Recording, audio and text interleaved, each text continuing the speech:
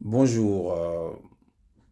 Il y a une citation ou une pensée qui dit que l'information est plus importante qu'un billet de banque. Vous comprendrez en tout cas pourquoi je commence cette vidéo avec cette affirmation.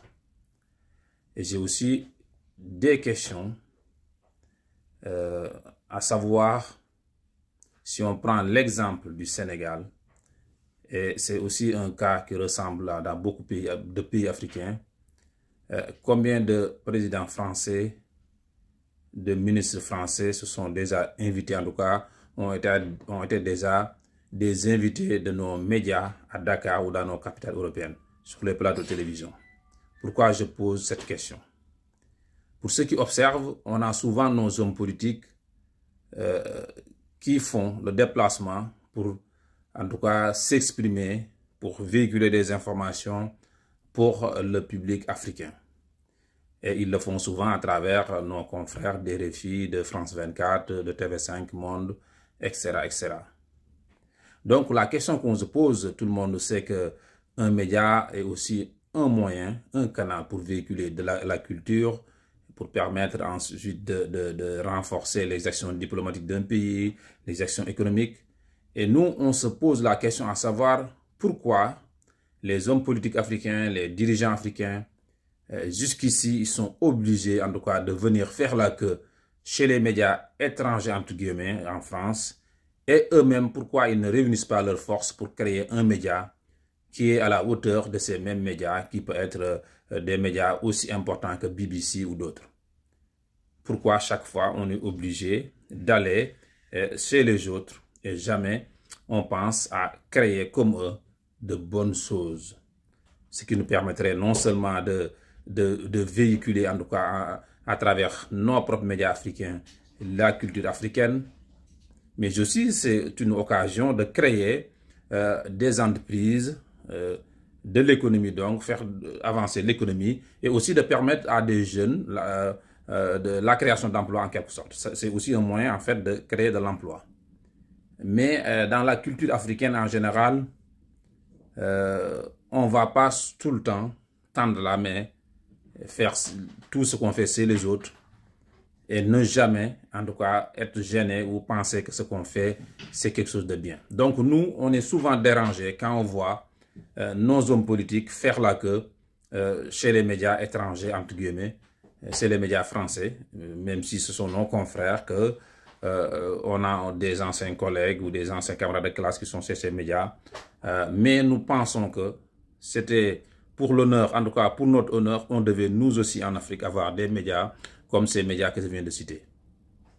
Mais j'ai souvent l'habitude de dire que la vie c'est de l'ambition, une vision.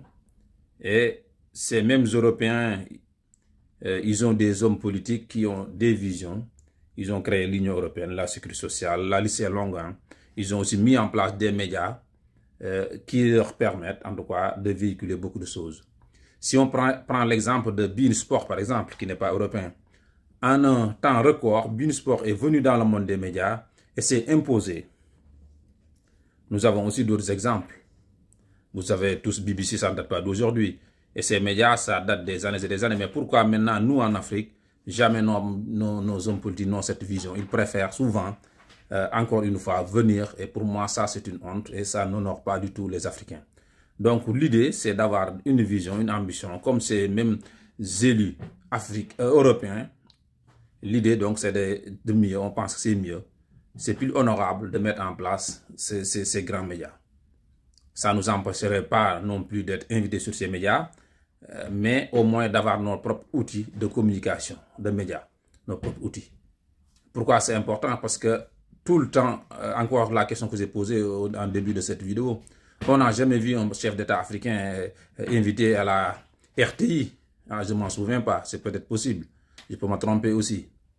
Donc, bref, l'idée, c'est juste de dire au nom de quoi nos hommes politiques font toujours le plateau des médias étrangers et ils ne sont pas capables de mettre en place un outil, un média, une télévision internationale aussi sérieux que les autres médias, aussi modernes. Nous savons qu'il n'y a pas que nos hommes politiques, on a aussi nos investisseurs économiques aussi, ils devaient aussi pencher en tout cas sur ce sujet. Mais souvent, malheureusement, ce n'est pas le cas. On préfère toujours aller chez les autres pour avoir ce qu'on veut. Donc voilà, nous avions fait cette vidéo en Wolof. Et aussi, souvent, nous sommes très conscients du fait que nous avons aussi un public francophone. Il nous arrive de nous-mêmes de faire des vidéos aussi bien en Wolof et d'autre part en français pour ne pas exclure le public francophone qui nous regarde. Donc voilà, c'était juste une réflexion qu'on souhaitait partager avec ceux qui nous regardent à travers les réseaux sociaux, à travers nos différentes plateformes. Merci, à bientôt sur IK News.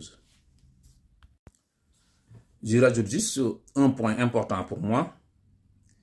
Ces Européens, ils ont des visions et leur vision marche tellement que si on regarde ces médias comme RFI, qui est une institution en Afrique, vous faites un micro-trottoir et vous passez à Paris ou même dans n'importe quelle ville française.